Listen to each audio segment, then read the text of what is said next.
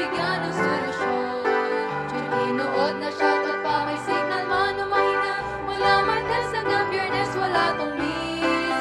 Tiyak kayo'y mamibless, ngayong Pasko maraming treats. Di syempre may complete, ngiti mo'y di pilit. Impormasyong pangkalusugan, hangad namin kayo'y matulungan. Impormasyong pangkalusugan, kasama nyo pa rin ngayong Kapaskuhan. Impormasyong pangkalusugan, hangad namin kayo'y matulungan. Impormasyong pangkalusugan, kasama nyo pa rin ngayong Kapaskuhan. Kasama nyo pa rin ngayong Kapaskuhan. Kasama nyo ngayong Kapaskuhan.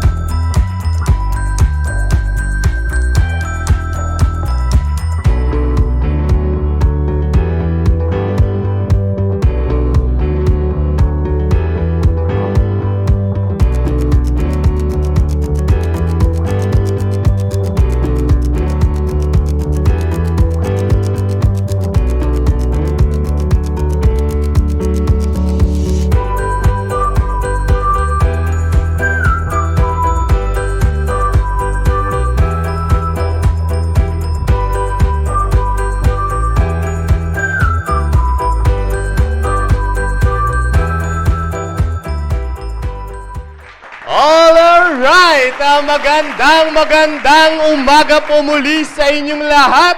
At ang impormasyong pangkalusugan ay patuloy na umeere po para po sa inyo. Muli nandito po tayo sa panibagong episode po natin.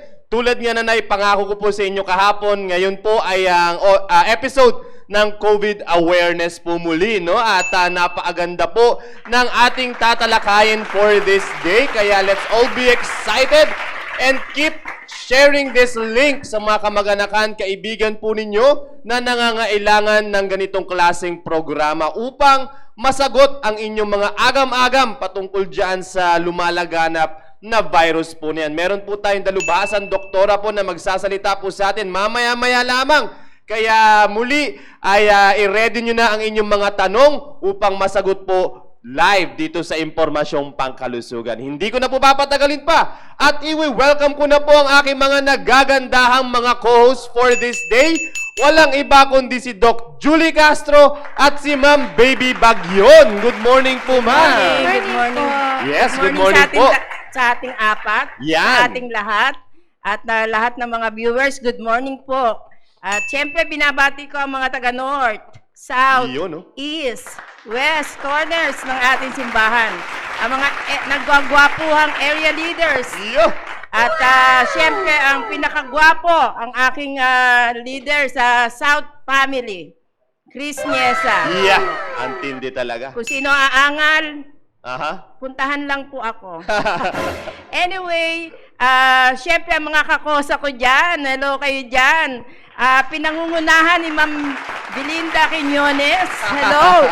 Kayo na po ang leader. Siya ba ang nangunguna dyan, ma'am? Oo, nangunguna na Matindi, nanonood. Ang Oo, tindi. very regular commentator. Viewer. Yan, yes. Totoo yan. Oo. Totoo yan. At no? talagang dyan ako humuhugot din ng ano eh. Oo. Kasi may mga model leader pa, parang hindi ako capable ng mga word na yon. Pero anyway, baka yung model, model ng mga damit, ng sapatos, pwede na rin.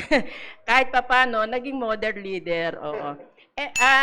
Siyempre, yung mga ibang kakosa dyan na hindi ko mapangalanan kasi parang hiwala kayo sa edad na ganon. Ay, matindi. Na mga Oo. mukhang senior. Oo. Oo. Ang senior lang po ang inyong lingkod at si Ma'am Belinda. At siyempre, binabati ko rin ang aking mga mahal sa buhay, B. Jason Castro. Hello kayo. Hello ka dyan. At alam ko masyado ring malala ang pandemic dyan. At ingat-ingat lang kayo dyan. At siyempre, ang mga taga-Baguio, ang PMABC, sa pangunguna ng ating mahal na kapastor, oo. Kasi isa lang ang pastor ko, di ba? Kapastor na si, ano ba pangalan nun? Diyos ko. Hindi ba Biadang? Aramilio at Biadang, mga nandiyan kayo dyan. De la Cruz, dalawang De la Cruz, oo. At syempre yung pinakabata, bata ba to? Dumenden, oo. At sino pa ba? Wala na, alam mo, ang lola, hanggang doon lang ang gap. Kaya bahala na si baby kung sino ang mga babati dyan. Ang sa akin lang, nasa isipan ko kayong lahat. Oo. At syempre, pinabati ko ang ating mahal na pastor. Oo, lagi yan nanonood. At talagang very thankful kami kasi napakaganda pa rin ang aming napakaganda pa rin ang aming studio. Oo, kung wala yung ating pastor, ewan ko na lang kung anong, wala na rin kami dito. Parang gano'n. Ayun lang po, maraming salamat. Good morning. Magandang umaga po sa inyong lahat at maraming salamat sa Panginoon dahil nandito po ulit kami tatlo, kompleto. At maya-maya lang, pang-apat ang ating mahal na doktora, makakasama ho natin siya maya-maya lang. At binabati ko si Ma'am Ninita Buffet, di ba, from Canada? Ma'am Nits, oo. Oo, si Ma'am Nits Buffet, nasa Canada siya ngayon. Ma'am, hello, good morning po.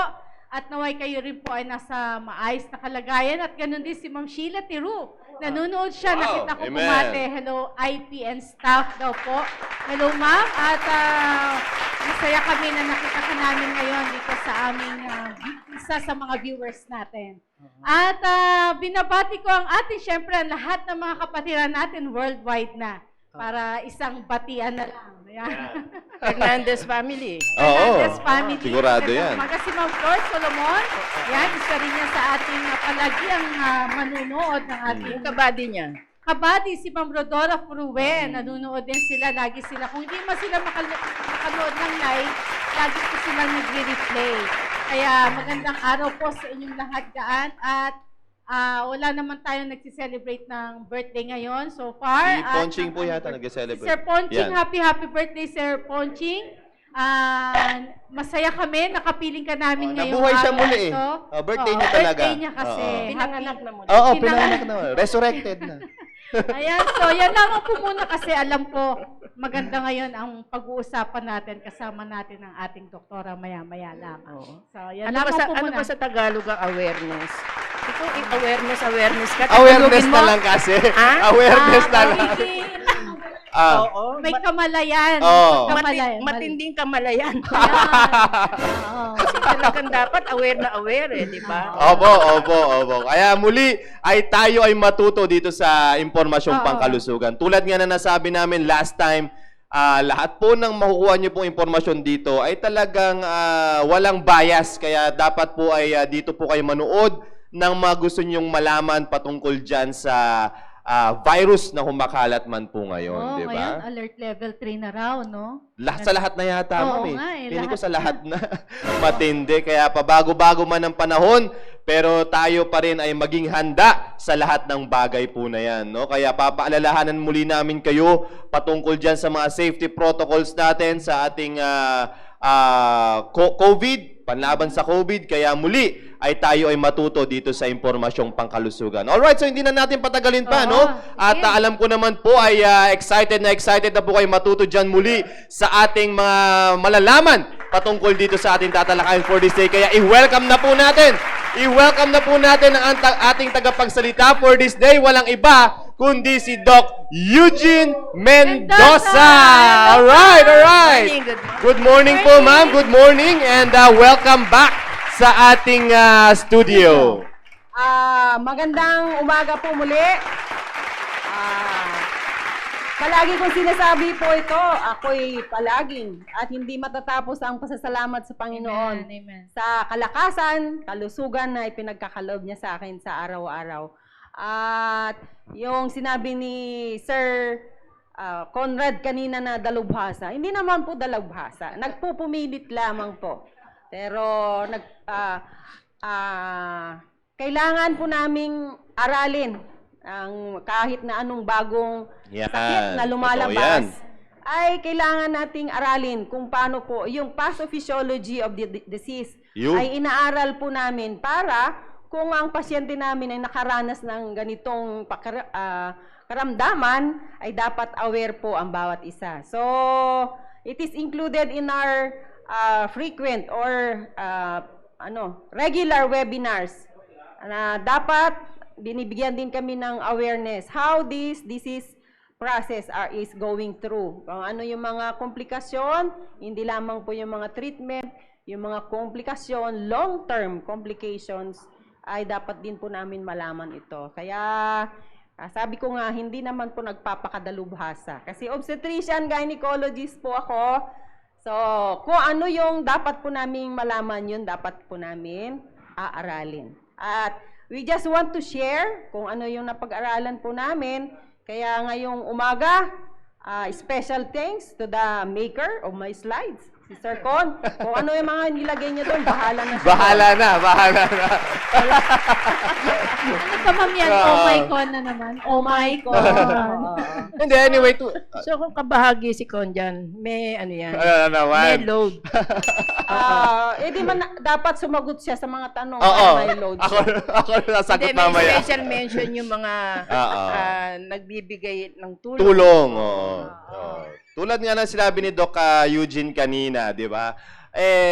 Dapat talaga, tulad siya sabi ni Ma'am Eugene na sila ay nag-a-attend ng mga iba't ibang mga webinars or seminars. So baka kasi yes. nalilito na yung mga iba na webinar. May webinar na yan. Seminar po yun na Kasi ginawa lang through sa web. online, Kasi Online. online na po kasi. Oo. So, ibig sabihin, nagiging updated po sila. Kumbaga, kung ano yung mga, yung mga doktor po na yan, nagtitipon-tipon yan online para at least maging updated sila. Ano na ba ang takbo nito ni Omicron?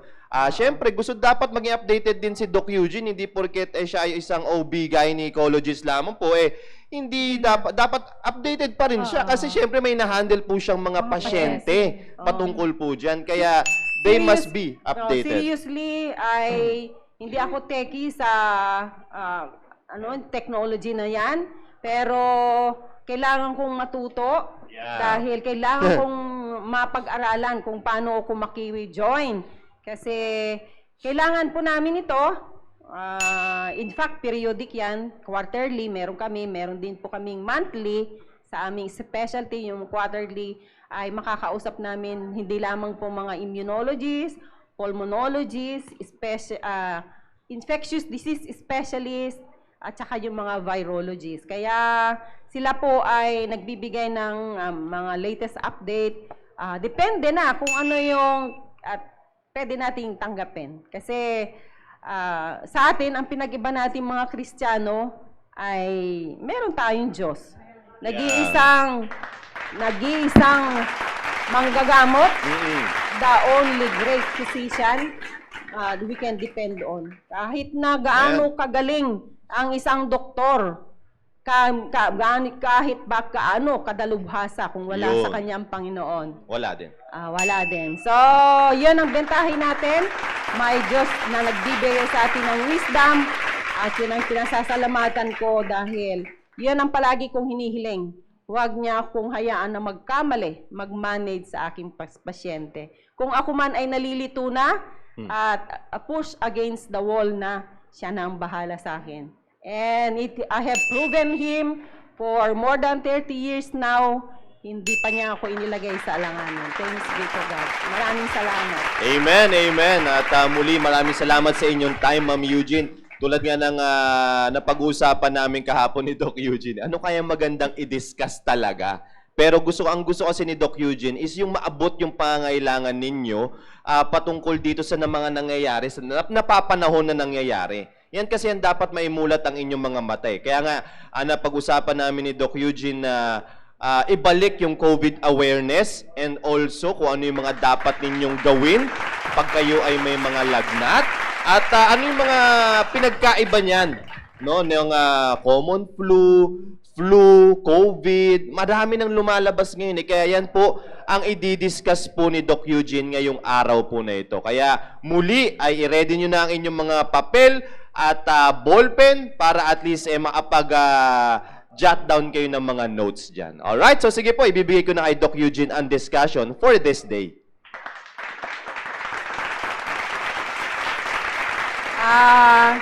Muli ako ay nagpapasalamat. Mabasa ba na maayos yun?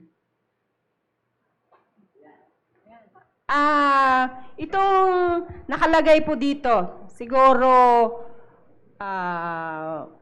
nung una, maraming nainis, di ba? Yeah, totoo yan, ma'am. Nung unang-unang labas ng COVID, maniwala ka dyan. Di ba? Maraming nainis kasi hindi tayo sanay maghugas ng kamay. Hindi tayo, bakit bawal hawakan ng mukha? Kasi hindi pa natin naintindihan. Di lalo nang bakit kailangan mong mag-stay sa bahay. Oo, no. Na ang pagkaintindi ay, ikukudong mo ako sa bahay ko? Yeah. Di ba? Quarantine. Yun nga. Tapos, sasabihin, disinfect. Ang Pilipino, malakas ang resistensya. Di ba? Cover. Yan, tinuruan tayo ng proper etiquette. Takpan mo ang iyong bibig pag ikaw ay inubo. Nung una, ayaw pa kaartihan. Di ba? Pag sinabing, pag inubo ka, gaganon ka. Pasosyal-sosyal pa.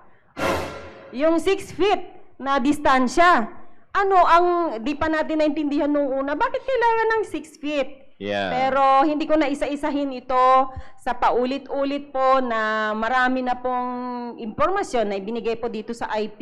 Hindi lamang po ako nagbibigay, marami na po si Sir Con, yung mga kasama ko po dito na nagsasalita, in-explain na pong maigi.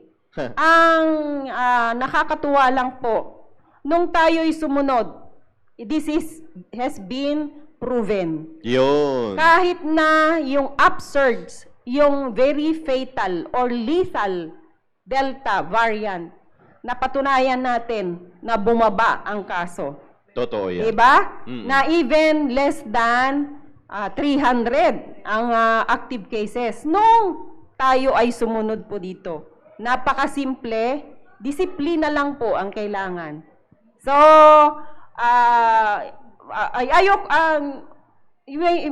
itong impormasyon na binibigay po natin, hindi po para kami mag-cause ng confusion or pananakot. We are just giving information na sa inyo na po kung kayo po ay tatanggap po nito. We don't push anything. Pero napatunayan na natin na itong mga pamamaraan na ito na simple lang ay nakapagpababa po yung kaso. Hindi natin kailangan ng gamot, 'di ba? Disiplina lang. At alam nyo ang na-appreciate ko dito, natuto tayong malinis ng katawan. Totoo po yan. 'Di ba? Natuto tayong maghugas before and after dati. Mga finger food, sige. Kain, kaya ano na. nagkaka-hepatitis yung iba. Pero na-explain na rin bakit hindi natin kailangan. Kung hindi pa nakapaghugas, bakit hindi kailangan hawakan ng ating mukha, na-explain na rin yon. Lahat po dito. So, in short, very basic lamang po. Kahit hindi lamang po sa COVID, Yeah. lahat ng klase ng sakit, lalo na pag virus, ay makakatulong po ito. This is a very big help. Yun. Ay, malaki. Yan. Sige po, yan. Na-send ko sa mga GC namin sa medical team ito. This has been shared by my doctor friends din po. Sana ma-appreciate nyo. Nababasa nyo ba sa inyong monitor? Kasi itong ano na to ay pinag-compare yung symptoms or sintomas kung COVID ba ito, kung flu, or common cold. Sana isa-isahin po natin ito para ma-distinguish po natin kung ano ang kung meron tayong itong mga sintomas na to, ano na ba ito? So para kung tayo ay ganito na pala ang meron sa akin. So nothing to worry. O ganun 'yon, ha? So unang sintomas ay lagnat.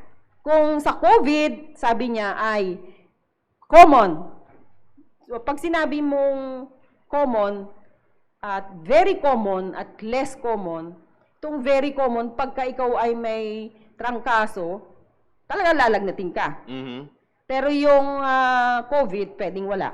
Pwedeng wala. At lalo na kung ikaw ay sinisipon lang. Kasi less common. Kasi pwede kang, ito, as we go down, dry cough, common din sa COVID, very common sa flu, uncommon sa sipon. So, pagka ikaw sinisipon, di ba? Hindi ka naman nagkakaroon ng ubo. Yeah, opo. Sa common cold. Myalgia. Ano bang ibig sabihin ng myalgia? Pananakit ng katawan.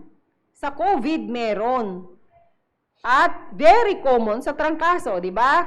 Pagka nakalakihan natin, pag sumakit ang ating katawan, tinatrangkaso ako. So, very common sa flu. Uncommon sa sipon. Oh. Conjunctivitis, yung pamumula o pamamaga, pwedeng pamumula lang ng mata. Posible sa COVID, common sa trangkaso, uncommon. So, pwedeng iwala sa sipon. Pero depende kasi kung may kasabay na rhinitis, talagang namumula din yung mata. Kaya yung rhinorrhea, yung pagluluha.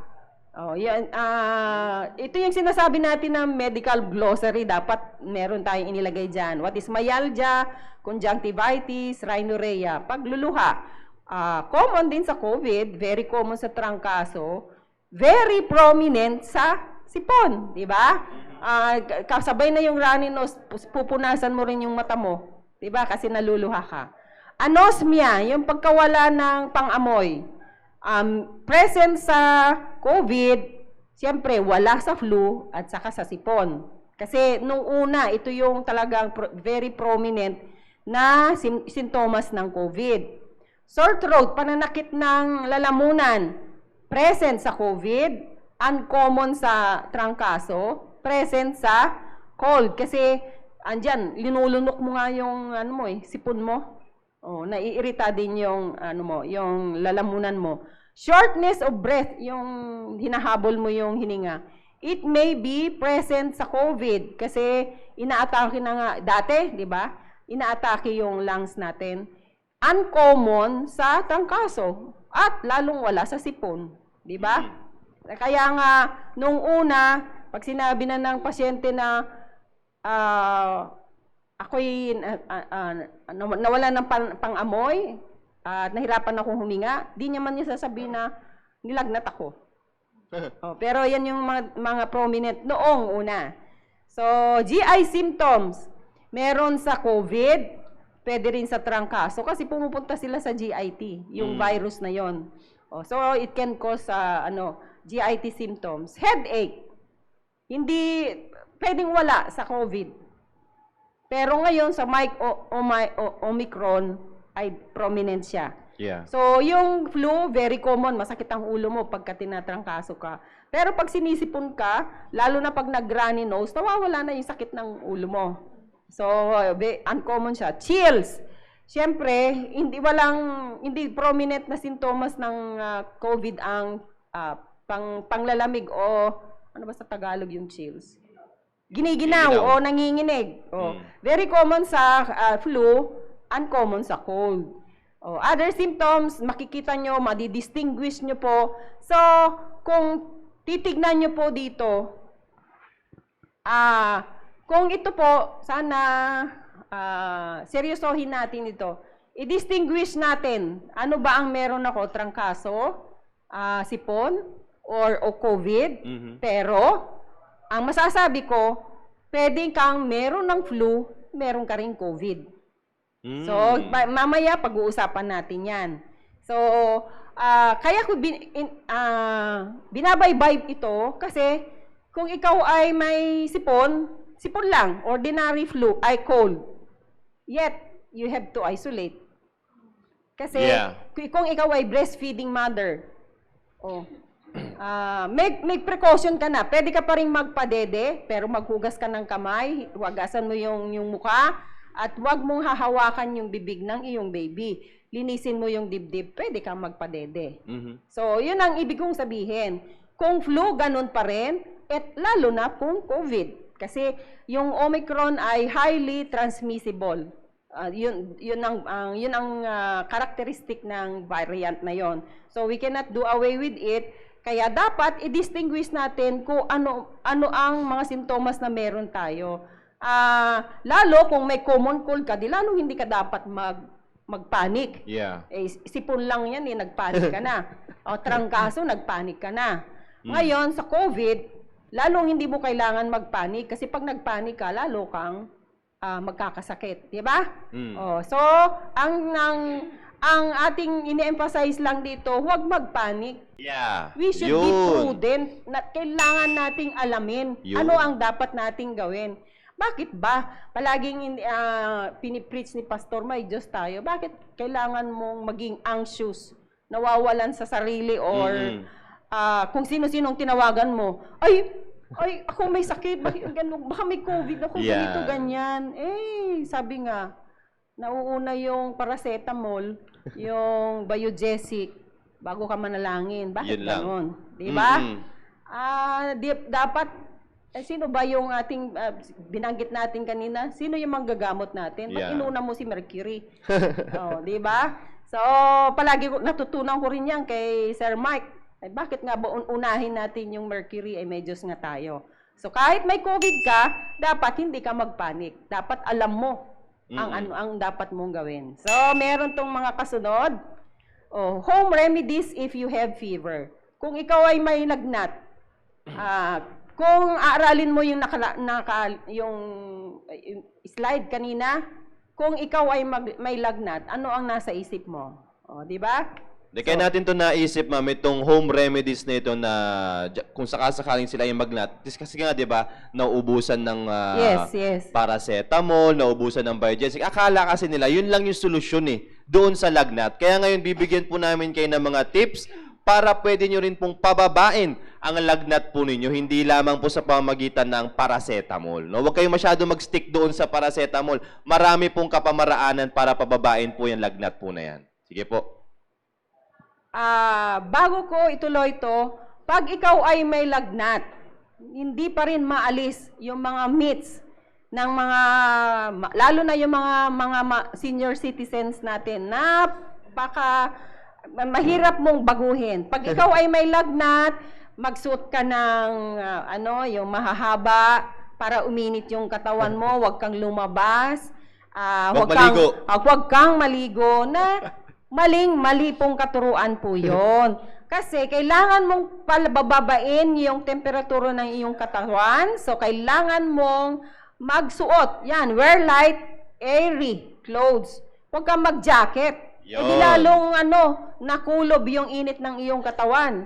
Kung talagang mataas ang lagnat mo, kahit pa medyo nagdidiliryo ka, kung meron ka pang tamang pag-iisip, pumunta ka sa shower o sa tabo. Maligo ka. Yan.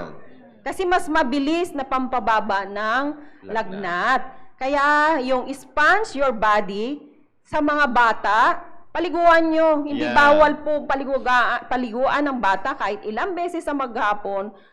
Pwede nyo paliguan ng bata. Huwag nyo lang pong ibabad. Kasi may mga bata na kung sa taas ng kanilang lagnat ay nagkukumbulsyon, huwag niyong paabutin yon. Yeah. Na minsan hindi na basta't gumagana yung ibinigay niyong suppository at saka yung oral paracetamol. Kaya, pwede niyong i-sponge bath. Kilikili, sa singit, sa ulo, sa leeg. Doon niyo palaging i-focus. Tapos, patuyun niyo kagad para hindi naman siya mababad sa tubig. Lalo na sa mga matatanda, alam nyo na yung gagawin nyo, hindi naman matatanda. Yung mga adult, na kung kayo ay nilalagnat, kung wala na talagang pampababa ng di ba, ang sarap ng pakiramdam pag naligo ka. So, maligo ka. Walang bawal. Hindi pinagbabawal ang paligo. Basta malinis yung panligo nyo, ha? Opo. At hindi rin kailangan mainit. Kung sanay kayo na hindi warm, pwede pa rin yung malamig. Mas mabilis pa rin pampababa kasi pag sponge bath ng bata, malamig din yung ginagamit di ba? Get some rest. Ayun, nilagnat ka na nga. Pipilit mo pang magtrabaho. Yun. Di ba? Hindi nakakawala ng lagnat. Lalo kang ma-stress, lalo mapagod ang iyong sarili. So, kailangan mo magpahinga. Keep your fluid intake. Palaging sinasabi ng doktor, kahit anong klase ng sakit, hindi lamang po sa fever. Di ba sabi, palaging uminom ng maraming tubig. Inom lang ng tubig kasi mahahydrate ang iyong buong katawan. Ipapawis mo din yan. Yung iba, dadaan sa ihi. Kaya walang problema kahit na uminom ka ng uminom kasi i-excrete mo rin yan, yung excess water na yan. Pero, mas maganda ang daloy ng dugo kung fully hydrated ka. Siyempre, check your environment. Sino ba yung mga may lagnat dyan sa katabi mo? Nagkahawa-hawa na kayo. Correct. Yung ano ba ang nagkukos ng fever dyan? Baka kailangan mo rin buksan yung bintana mo. Yun, baka kulob para pumasok ang hangin. Well, ventilation ay nakakawala na ilalabas din yung mga viruses na masayang nananahan na sa inyong bahay. So, simple lamang po itong mga to. Yeah. Diba? Wala namang pong mahirap at hindi na kailangang training. Diba? Pero totoo ba, ma'am, yung meron kasi sa mga matatanda, yung tawag nito, yung sa suka.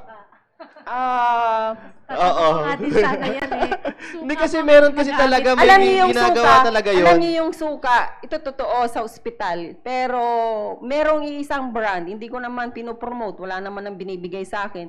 Yung Del Monte suka, ay ginagawa namin panlinis sa walls ng ospital kahit sa floor. Kasi pinapatay niya yung yeast at saka viruses na nakadikit. So, yun ang rationale yung pagbibigay. Kasi yung Del Monte suka, iba dun sa Dato Puti. Tignan nyo, iba. Kaya kung kami naglinis, galon-galon ang pinabibili sa mga sa gagawin ng mga orderly yan. Walls. Pagka mayroong infection, kahit bacterial pa yan, yan ang ginagawa. Yan ang panlinis. Yan ang simpleng panglinis ngayon, pero syempre ngayon may machine na pangpatay, pero kung wala kang magawa sa bahay mo, Del Monte suka lang Del yun. Monte Pero yung pampababa ng lagnat, hindi po ako naniniwala doon. Siguro paano ng hininga kasi masarap yung amoy ng suka. Parang ulam, di ba? Kasi yun yung nilalagay doon doon sa towel, yun yung nilalagay nila. Pero siguro yun yung parang yun yung naging tubig. Siguro, 'di ba? Yun yung nag-absorb pero hindi pero yun yung kung sa bata nasinghot pa niya yun corrosive yung suka. Oo nga eh. Pero para sa akin siguro dahil masarap yung amoy. 'Di ba? Matindi. May lang ako niyan, may na-encounter lang. Matagal na talaga yan, ma'am, na kaugalian 'di ba? Oo, suka talaga. Suka, pero sayang yun. Ihalo mo na lang sa ulam. Oo, ilagay na sa adobo. Ayan. Difference between quarantine and isolation. Ito, Yan. magandang pag-usapan natin ito kasi para bang sinusuppress natin yung karapatan ng isang tao. Aha. Pero sa mga panahong ito, dapat intindihin natin. Hindi dahil sa inaalis natin yung inyong karapatan. Sige. Isolation. Pag sinabing isolation, separate sick people with a contagious disease from people who are not sick. Mahirap bang intindihin yun? Self-explanatory naman Diba? kasi. Minsan kasi ma'am, ang akala kasi ng nakararami, parehas lang yan. Ay, hindi. Oo. Hindi. Parehas lang ang isolation at quarantine. Quarantine. Ito Kaya- yan Oo. separates sick people. Yung may sakit na may nakakahawang sakit sa mga taong hindi or walang sakit. Mhm. O, di ba? Yun ang isolation. Huwag kayong magalit sa akin, ha? Dinidefine lang po natin. Quarantine separates and restricts the movement of people Ayun na. who were exposed to a contagious disease to see if they become sick. Sige. Alin doon ang mahirap intindihin? Siguro, sa susunod kasi, sir, kung itagalog mo. Oo, siguro nga. Tagalogin mo. Siguro talaga. Ikaw nagsabi na, gandahan natin yung ating presentation. Dapat tinagalog mo, Oo nga inilocano talaga. mo, binisaya Mali. mo. Sorry na. Para, Dapat pa Ilocano pa. Oo, madami para Bisaya. Bisaya. Ilocano. Para maintindihan ng bawat Ma'am, isa. gusto niya ng Ilocano, ma'am. Ito si Ma'am Margaret mag-Ilocano. Ayun, Ilocano din yan. Ilocano din yan. Pag sineperate kasi, ihiwalay. Medyo nahirapan na rin ako. Hiwalay, yung restricts kasi medyo may konting yung pagbabawal. Kaya kung sinabing separate and restrict, pag sinabing quarantine, kunyari itong lugar na to, ito ay quarantine facilities, hanggang dyan ka lang. Yeah. Hindi ka lalabas. Kaya nga restricts the movement. Hindi ka na pupunta doon sa team prep. Oo. Hindi pwede tama. doon. Very good Hindi ka na example. pupunta doon sa Sa focus. stay alive. Hindi pwede. Ito yung quarantine. Pag sinabing this is a quarantine facility, doon yung mga taong wala pang sakit. Di ba? Those who were only exposed, doon sa nga may sakit. So, ibig sabihin, pag kinuwarantin ka, wala ka pang sakit. So, ilalagay ka dito sa isang lugar na to at uobserbahan ka kung ikaw ay magkakasakit. Yan. So, pag ikaw ay magkakasakit, ilabas ka, i-isolate ka. Hindi ka na maglalamierda. Ay, Hindi na. Hindi pwede. Kasi Kasi restricted nandun na yung restrict the movement. Yan ang Yun po ang please, don't take me wrong. We are just yung hinihimay lang natin kung ano ang meaning po nito. So, ibig sabihin, kwinarantin ka dahil na-expose ka sa isang taong may sakit, so you are restricted to stay in a certain place. You are not allowed to move out unless, pag sinabing hindi ka nagkasakit, merong number of days of quarantine, di ba? Pag sinabing 7 days, 14 days, nung una 21 days pa. Kung hindi ka nagkasakit, dilabas ka, wala kang sakit. Pero on the third day na na-quarantine ka at nagkasakit ka, i-isolate ka. So, yung mga quarantine facilities natin napupuno dahil maraming na-expose. So, hindi lahat ng nasa quarantine facilities ay positive or may sakit. They have yet to prove who among them will become sick. Yun. So, Kumbaga, observation area ito Kaya nga, kagaya ni Poblacion Girl, yan, tama. quarantine ang tawag doon. Kaya lang, hindi na niya hinintay kung ano ang mangyayari sa kanya, tumakas siya. She didn't know na positive siya. So, yun ang violation of the quarantine. Yeah. Yun ang ibig kong sabihin. Kaya nung nag-positive siya, in-isolate na siya. Hindi na siya binalik doon. Kasi positive siya. Tama. Sana naintindihan Sana niyo na po. naintindihan na ng mga live viewers Kaya natin. kung kayo ay exposed, honestly, I have been exposed many times to COVID positive. Kaya pag sinabing, siguro, kilala nyo naman yung iba, na-expose ka doon. So, nag-quarantine ako. There was even a time na hindi ako sumipot. Kasi quarantine ko. Being a medical practitioner, it is imperative on my part to follow. Kasi walk the talk nga eh. Di ba? So, quarantine mo yung sarili mo. Huwag mong sabihin na ikaw ay sinosuppress ang iyong karapatan. Para sa akin lang, kung hindi ka nagkasakit, di dapat lalo ka magpasalamat. Yeah. What if ikaw ay nagkasakit, pag lumabas ka, nakahawa ka, masaya ka ba? Di ba? Yun lang naman ang aking masasabi. So, siguro sana naintindihan niyo na po. Sana maliwanag na sa mga live viewers natin yung pinagkaiba ng quarantine at isolation. Yun. Kasalanan ni Sir Con yan. Ngayon, what is Florona? Uy, yan, ano? matindi Yan. The term refers to patients suffering from COVID-19 and the common flu either simultaneously or back-to-back.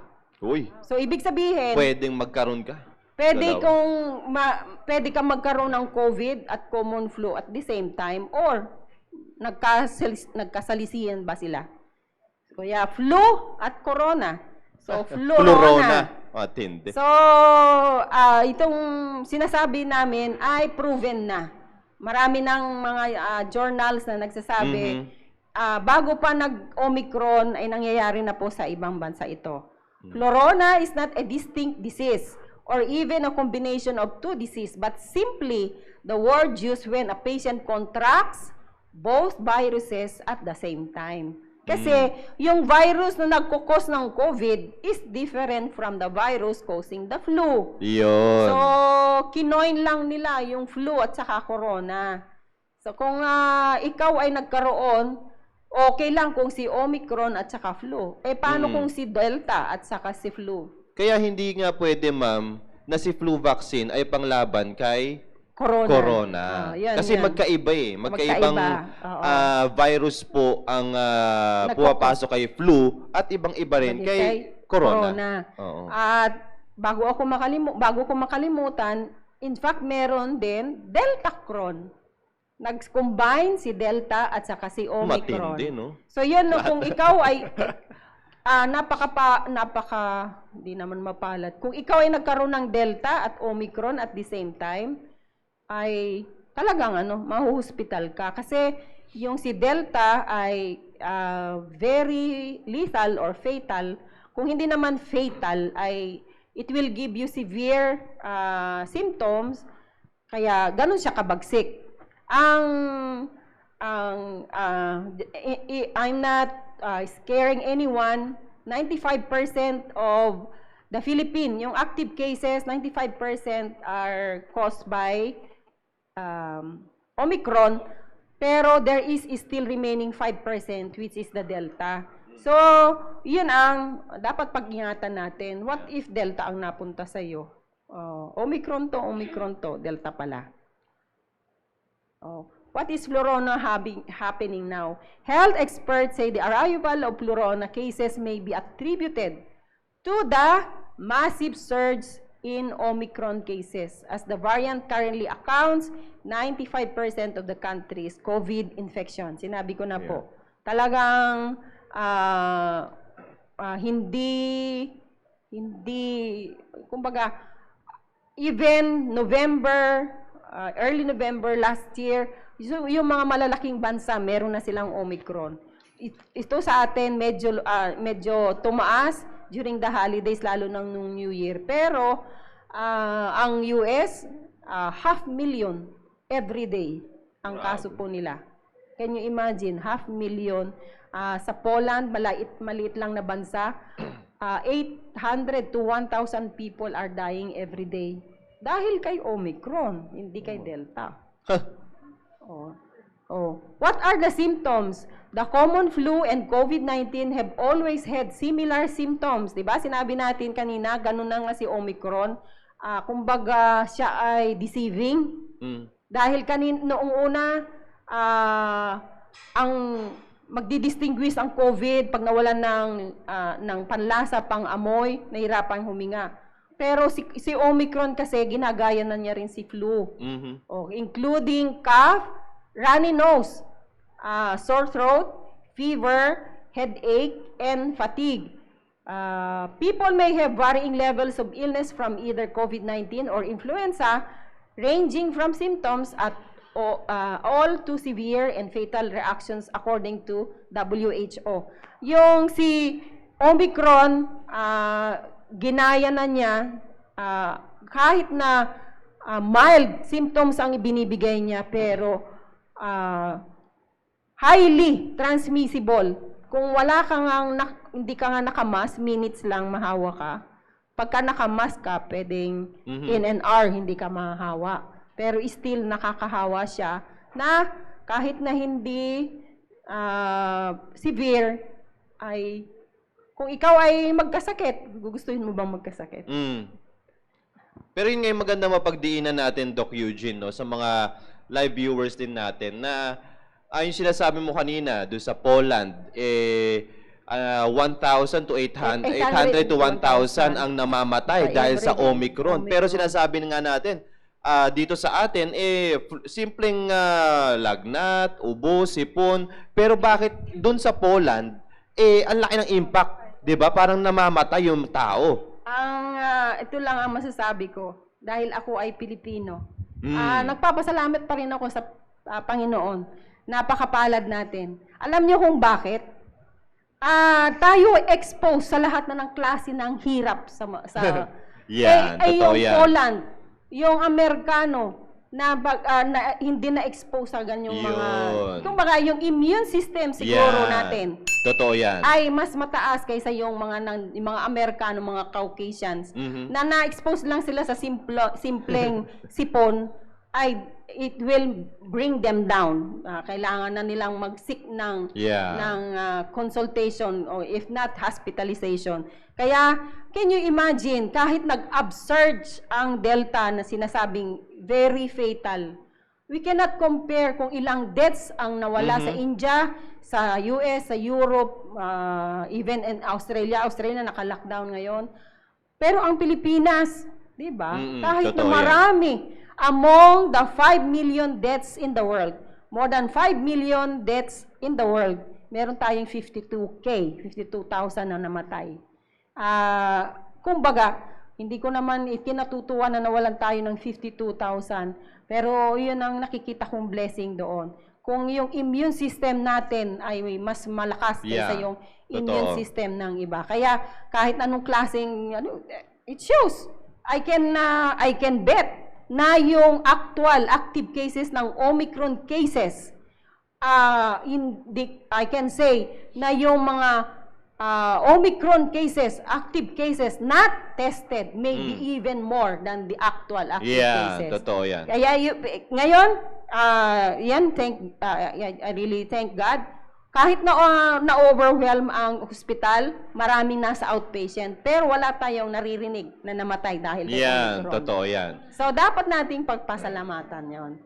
So, kaya binibigyang pansin natin dito, ma'am, yung sinasabi mo, immune system, na dapat talaga, as much as possible, palakasin. Dati pa yan. Dati pa natin pinag-uusapan yan na palakasin natin yung immune system natin. Kasi nga, hindi mo alam kung paano mo iti-take yung Omicron variant na yan. Kaya, naku, pag ikaw, yan na naman, nagpalamya-lamya ka na sa mga activities mo sa bahay at lagi kang nagpupuyat, mahirapan lumaban.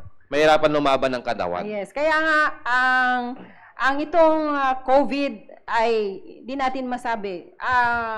I'm looking forward na there will come a time na kagaya ng measles, yung chickenpox. Pag ikaw ay nagka-measles and chickenpox, hindi na uulit yan. Sana yun ang ibibigay ng COVID, yung natural immunity na sinasabi that it will last for a lifetime. Sana ganun mangyayari kagaya ng measles at chickenpox. Kaya kung ako ang tatanungin mo, ay pagka inassure mo sa akin na lifetime immunity na to, sige, pwede na akong magpahawa.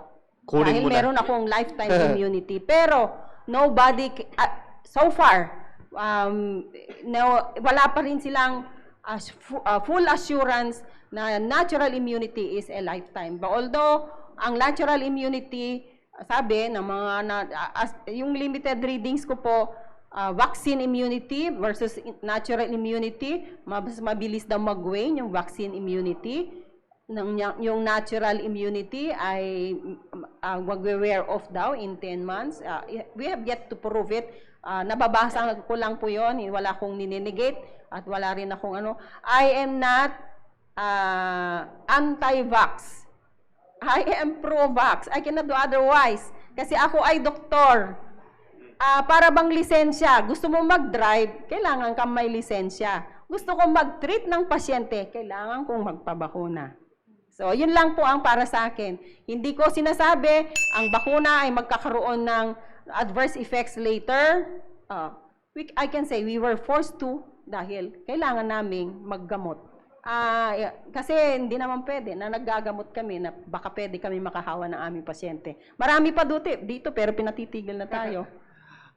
Sige po, alam ko naman po ay kasi limitado lang ating oras, ma'am, no? Pero again ay sana marami po kayong nakuha dito sa ating pinag-uusapan ngayong umaga pong ito, di ba? Medyo tawag po nito, limitado lang kasi yung ating time, may susunod pang programa. Pero again, ay sana itong mga tinatalakay natin na COVID awareness tulad nitong Flurona na to, bagong termino pero mukha lang bago. Mukha lang bagong termino pero ito ine-explain na po namin para po sa inyo. Yung Omicron, isang explanation, it can evade the immune system and even vaccines kasi sa bilis niyang mag-mutate. Ayan. So, again, maraming salamat, Doc Eugene, sa inyong time at alam ko naman po ay talagang naging blessing na naman tayo sa ating mga kapatiran at marami po nagpapasalamat po dito sa inyo na nalaman nila yung mga ganitong klaseng mga updated na mga kumakalat na mga viruses. Pero yun nga sabi namin, huwag kayong magpanik. No? Kaya nga sabi ni Doc Eugene kanina, napakaganda na talagang palakasin natin ang ating immune system. Yan ang talagang kasi nga kapag para pag dumapo sa inyo yung flu na yan, para pag dumapo sa inyo si Omicron na yan, meron kayong panglaban. No? Pahabol lang po, sabi ko nga due to limited readings din, yung Omicron ang isang serious complication, sinasabing mild lang po siya but it can cause myocarditis, lalo na po sa mga bata. Pag myocarditis, yun yung pamamaga ng heart muscle na it can cause stroke kahit sa mga bata. Kaya yun dapat iwasan pa rin natin. Yung mga sa ibang bansa, wala pa naman dito sa Pilipinas, pero myocarditis is oftenly caused by virus and coronavirus is one. At yung ano pa yung gusto kong ang Omicron, marami na rin pong kaso sa ibang bansa, it can cause gastrointestinal symptoms. Kaya kahit nagtatae, sumasakit ang tiyan, you may consider Omicron na po yun. Unless, otherwise, sabi nga, it should be confirmed by test. Kaya sabi ko nga, maraming mga kaso sa Pilipinas, DOH has been telling us na mas marami pang hindi nagpa-test kaysa yung nagpa-test. Siguro yan na naman yung takot na naman. Oo, takot na naman talaga nila na malaman nila yung okay lang yun, at least hindi na overwhelm ang mga quarantine facilities. Totoo yan. So hangga't maaari, palakasin natin ang ating immune system, mga live viewers natin na nanonood ngayon. Huwag na kayong gaanong kumain ng mga hindi dapat. Dapat palakasin. Additional lang po, ang concern lang namin mga doktor, ayaw namin ma-overwhelm, ma-full, yung mga full bed capacity, ang mga COVID wards. Alam niyo kung bakit? Marami din ibang klaseng sakit. So, kung puro COVID na lang ang pinag-focusan natin, nakpapabayaan natin yung ibang may sakit. Yun po, nakakalimutan natin kasi ginagamit yung ward na para sa kanila at wala pong elective cases. Pag sinabi nating elective cases, wala na po yung ini-schedule na maoperahan, matignan. Tignan nyo po, kahit meron kang kailangan, online. Yeah. So, gusto niya ba yun? Mas maganda pa rin yung face-to-face. Para ma-examine kayong maigi, mabigyan po kayo ng mas angkop na gamot para sa inyo. Kung kailangan nyo maoperahan, maoperahan po kayo kagad. Pero dahil kay COVID, hintayin natin na humupa. Humupa, hindi naman humupa. Yun lang. Yun po. Yun po ang concern natin. Alright. Thank you so much, Doc Eugene. Muli sa inyong time at sa inyong impormasyon na ibinahagi po sa ating mga live viewers natin ngayon dyan. Alright, so inabot na tayo ng ating oras. At kung meron kayong mga katanungan, sasagutin na lamang po namin yan via comment. Abangan na lang po namin yan dyan. Alright, so again, ay bago tayo magtapos, no, ay magmimigay tayo ng load ulit. Para at least, paunahan na naman ito. Paunahan na naman. Mahirap-hirap. Oo, para at least, madali lang ito. Madali na naman itong katanungan na ito, no? Madali lang po itong katanungan na ito. Kanina, pinag-usapan po natin yung mga remedies para po sa ating kapag kayo ay may lagnat. Magbigay lamang po kayo ng isa. Oo, magbigay lamang po kayo ng isang remedy para po sa nilalagnat. Alright, paunahan lamang po yan. At kayo po ay mananalo ng 100 pesos po na load pa. At habang naghihintay po tayo ng mananalo, ay pabatiin ko muna ang aking mga speaker dito and also co-host for this day. Kung sino yung magbibigay ng pinakamagandang remedy, magbibigay din ako ng load. Ay, nako. Oh, ayan na. Sagot na, ma'am. Alright, so abangan po natin yan. At unahin ko muna si Doc Eugene para po sa iyo. Muli, maraming salamat po ulit sa opportunity na to. Sabi ko nga po, we just want to share kung ano yung nalalaman po namin. We don't want to create confusions or scare or fear among yung mga nakikinig. Nasa inyo po. Gusto lang namin maging blessing po sa bawat isa. And thank you for giving this opportunity and privilege. God bless us all. Kailangan natin magpalakas ng ating immune system para mas malakas din tayong humarap sa mga darating pa. Dahil meron pa din daw mga variants na darating. Yun nga. Alright, si Doc Julie muna. Maraming salamat at nadagdag na naman ang ating mga kaalaman. Yes. Yung mga plurona na yan. Yan ano ba yan? Deltacron. Tsaka yung Mycon. Wala yun. Wala yun. Anyway, salamat Doc Eugene at yung sabi nga ligtas ang may alam. Yan, totoo. At makita-kita po tayo bukas. At little knowledge is also dangerous. Yun lang po at maraming salamat. Alright. Maraming salamat, Doc Eugene. Dami po nagpapasalamat sa inyo Yeah, sa opo. ating mga viewers. At sabi, ang pinaka-safest daw ang safest na virus ay yung Omicron. Okay,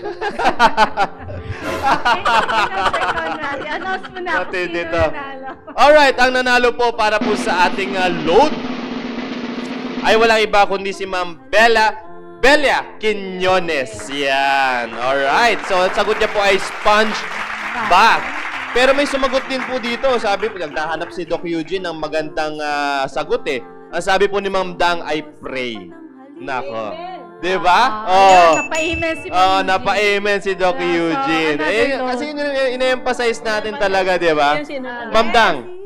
Ma'am Dang. Oo. Amen. Yeah. Nakalimutan nyo na nang palaging na-emphasize natin yun.